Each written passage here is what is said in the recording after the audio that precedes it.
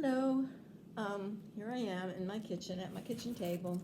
Just thought I would hop on and talk to y'all about starting carnivore and different things, what it was like and all that kind of stuff. I know some people are watching my channel because it's a channel for older carnivores or people who might be interested in starting the carnivore diet because you hear all this stuff about it.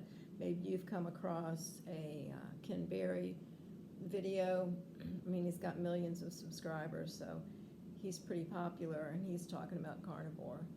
And, it is different for people who are older. I mean, is it? So that's what I'm going to talk about. So I started doing the carnivore diet when I was 64 years old. I'm 69 now.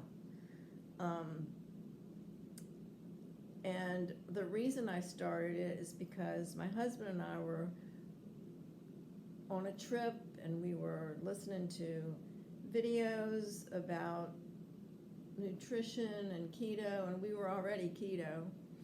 And we heard the Sean Baker interview with Joe Rogan, and then we heard the Michaela Peterson and Jordan Peterson videos with Joe Rogan. That was really all that was out there at the time. It was in October 2018 when we were on this trip. My husband decided to start that day. And I decided, since I'm on insulin for type 1 diabetes, that I didn't want to do anything while I was on a trip. And we were on our way home anyway. So I started November 12th was my first day, 2018. And in the first 6 months,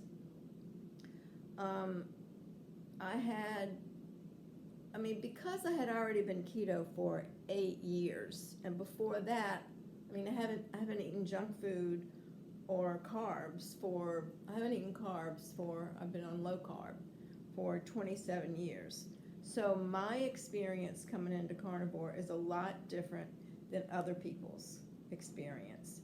And the changes that I experienced were slower. But in the first 6 months, I had loose stools.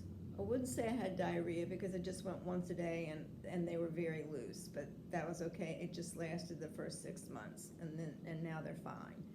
I poop like every 3 days, unless I eat a ton of fat, and then I might poop a little bit more.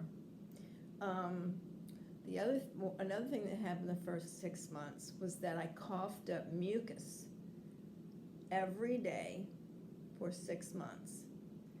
And I didn't know, I figured, because I've done all this research into diet for years and years and years, I figured it was just a form of detox.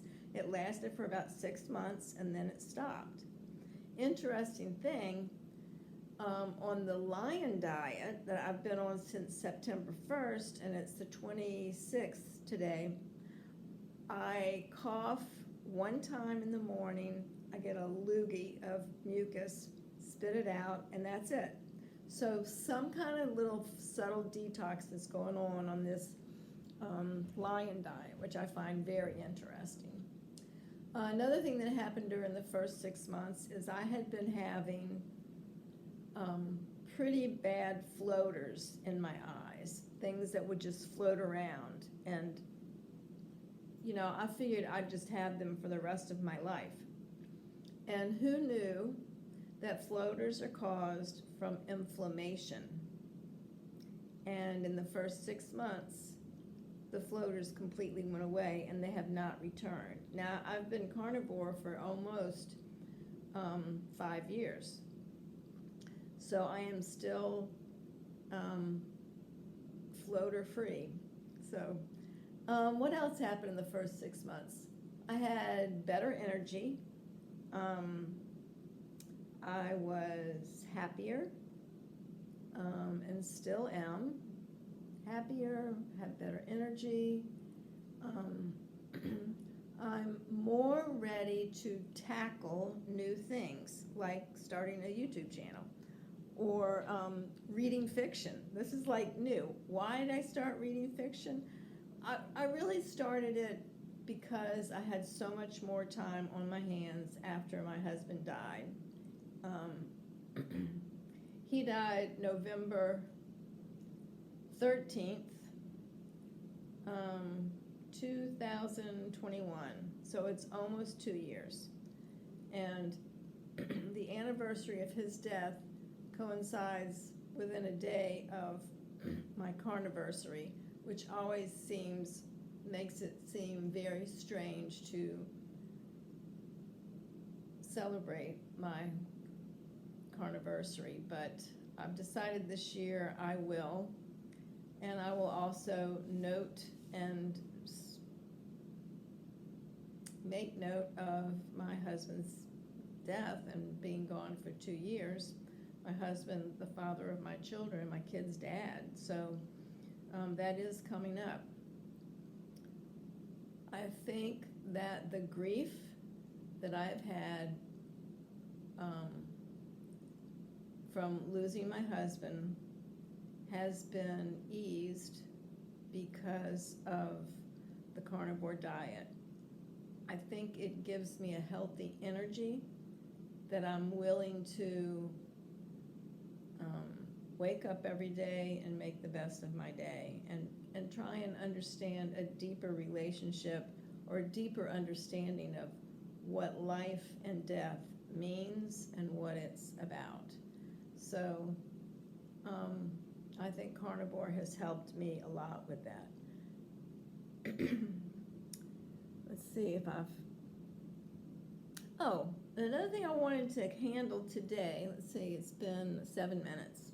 Another thing that because I don't want to make this too long, but I enjoy listening to podcasts when I walk. And I'll probably listen to maybe 2 or 3 hours of podcast while I'm walking. I just put my earphones on and my phone in my back pocket, and I'm happy to go. So that's what I am assuming that you're doing. You don't really have to watch the whole thing. I wanted to tell you about my headache history because I think it's really interesting, and I don't want to give carnivore the credit because headaches are complex, and the cause of headaches are complex. In my life, I started having headaches when I was about 6 years old.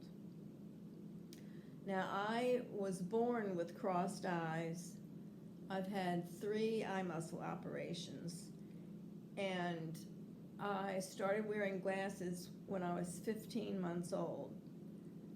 But when I was 6, something was going on, and I started having headaches. And back then, so I was 6 in 1960. So back then, all we had for headaches was aspirin. So, my mother would give me aspirin, and I would go lay down for hours. And that's kind of how I spent my childhood. I would be fine, and then I would get a headache, and I would have to lay down for hours until my headache went away. As a preteen and teenager, my headaches got worse, and I usually about once a week I would go to bed with a headache. When I was a teenager, there were a lot fancier drugs, and I was given all kinds of stuff and all kinds of advice, doctors. My eye doctor told me to take no-dose. I remember that. So I was taking caffeine pills for headaches. And then I also started having really bad menstrual cramps, and the gynecologist gave me Percocet, one of those pain medications that I took for cramps, and I also took for headaches. But mostly for headaches, I would take Tylenol or Advil, and mega doses. Like, if 2 Advil wasn't enough, I'd take 4. If 4 Tylenol wasn't enough, I'd take 4. I would take them as many as it would take to make the headache go away. When I got into natural healing in my 20s, I did a lot of reading about natural healing, and I wanted to heal. Well, I got diagnosed with type 1 diabetes at 16, so I started reading about natural healing pretty much when I graduated from college when I was 22 in 1976. And I started reading about healing. So I tried lots of herbs for the headaches. I tried lots of herbs for the type 1 diabetes, and I became convinced that I could heal the type 1 diabetes. That's a whole nother story, and I think I've already told it before. But that's been a lifelong pursuit as well. So was healing headaches. And, I started having kids when I was 25. I had 25, 30, and 36 were when I had babies. And when my babies were little, I'd be in bed for a full day with a headache, maybe twice a month.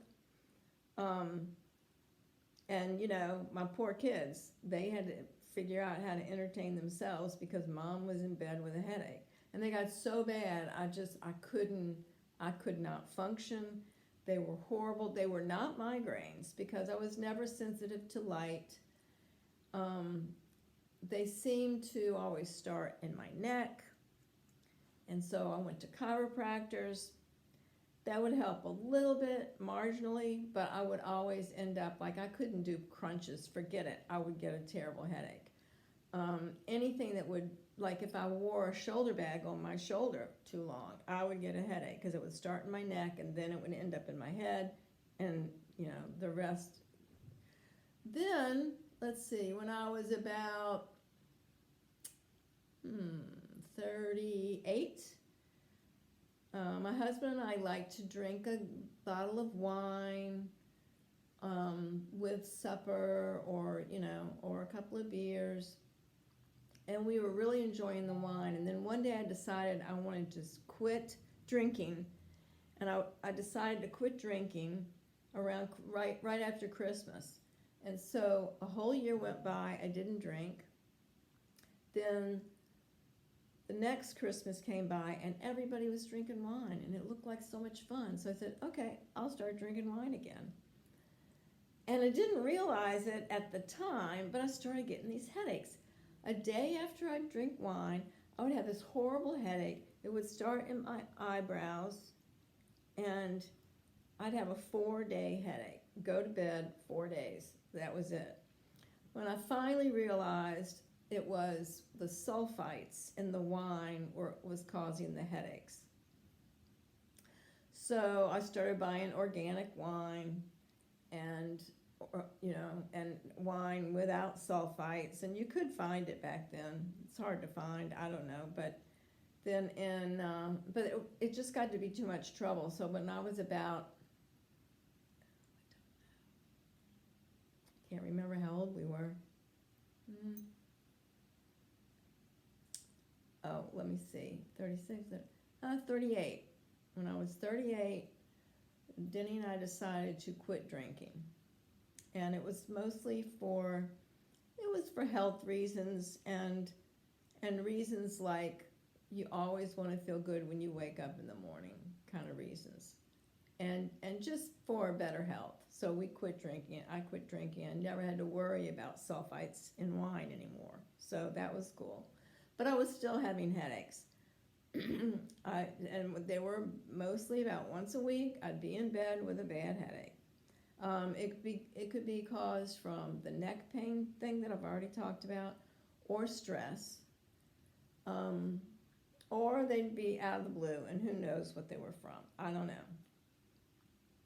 So while all this was going on, I had been a vegetarian, then I had been a raw vegan, then I had been into keto, still had headaches. They did get better when I was on keto, and I was on about 10 to 20 grams of carbohydrates. when I was on keto, and at the end of probably for the last year that I was doing keto, because I did it for 8 years. The last year that I was doing on keto, I ate only fermented vegetables. So it was about 10 to 20 grams of carbs. And I don't even know if they all count because fermented vegetables are half digested anyway. So there might be even less than that.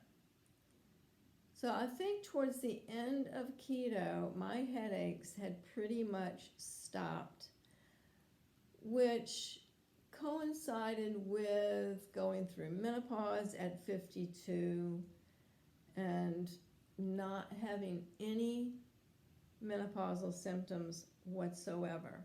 Now, I was actually a raw vegan when I went through menopause.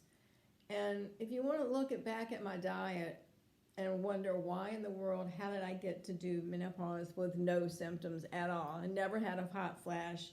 I never had a mood swing. I never had, I don't even know what you have. Brain fog, nothing. I had no symptoms except my period stopped. I was 52. I was a raw vegan at the time. But so look back at my diet from the last time I ate junk food was in 1976, pretty long time ago. So right after I graduated from college, I got into health and researching health and experimenting on myself. So that's when I quit junk food.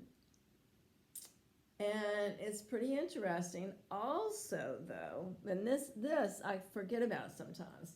When I went raw vegan in 2003,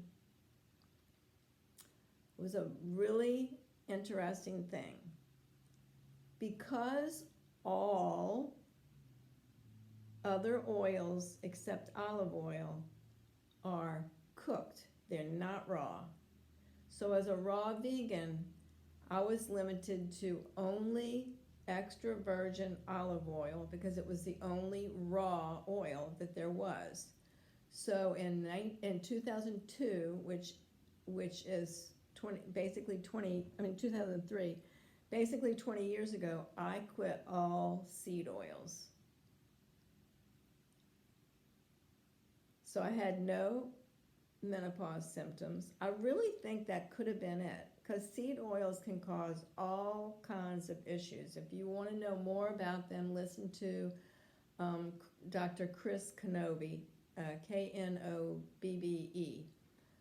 He's like the expert on seed oils, but any kind of oil that's other than olive oil is from a seed. Canola, corn, soy, they're all bad news, and they're all seeds, and seed oils can cause so many problems in your body. So I could maybe do another podcast about that, but I just want to mention it here. So my headaches stopped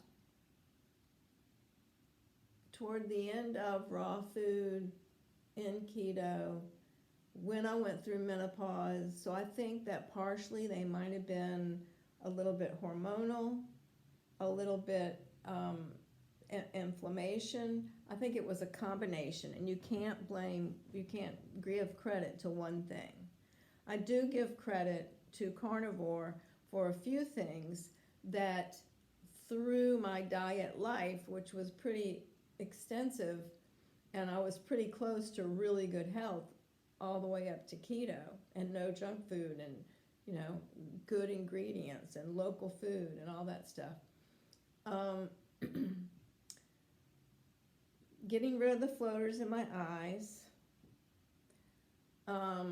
better energy, better able to handle things in life, and getting rid of inflammation and whatever inflammation can cause. And it doesn't seem like that big of a deal because I was not overweight ever through any of this. I'll gain a few pounds doing a different kind of experiment, and I'll lose a few pounds.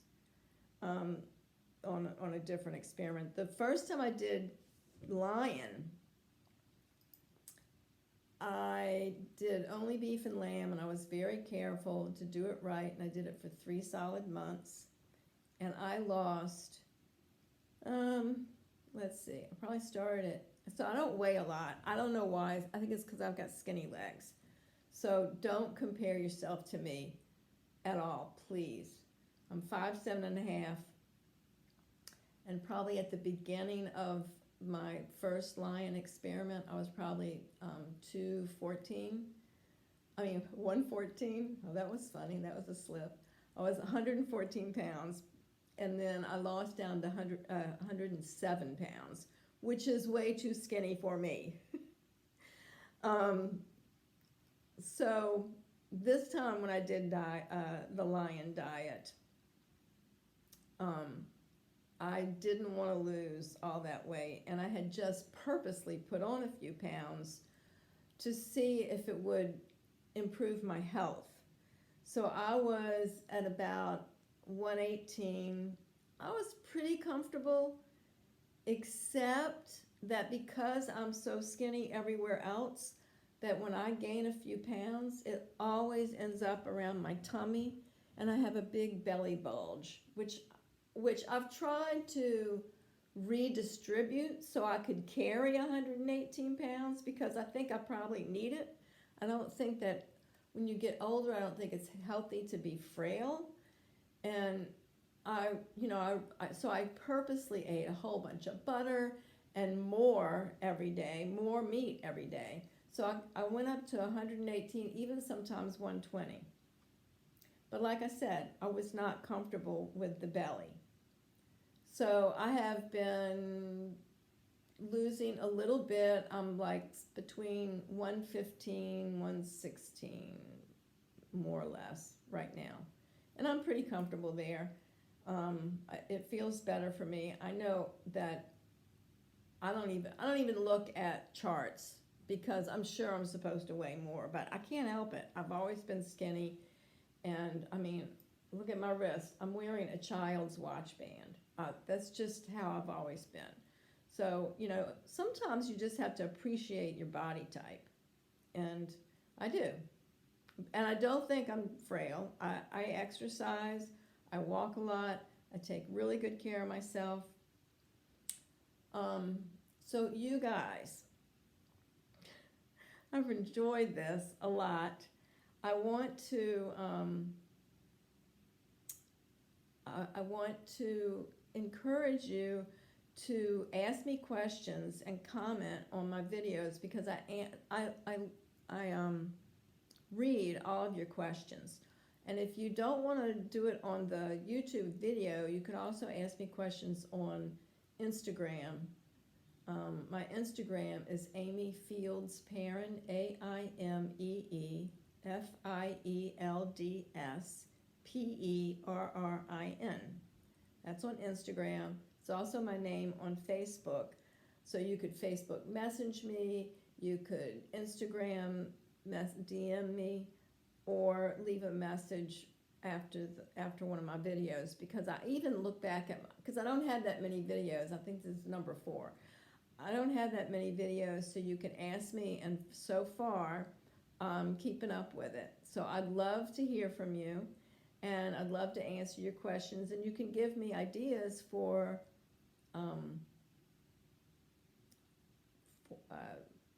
my next videos. I couldn't think of the word. Hope to see you in the comments, and you guys have a great day. Bye-bye. Oh.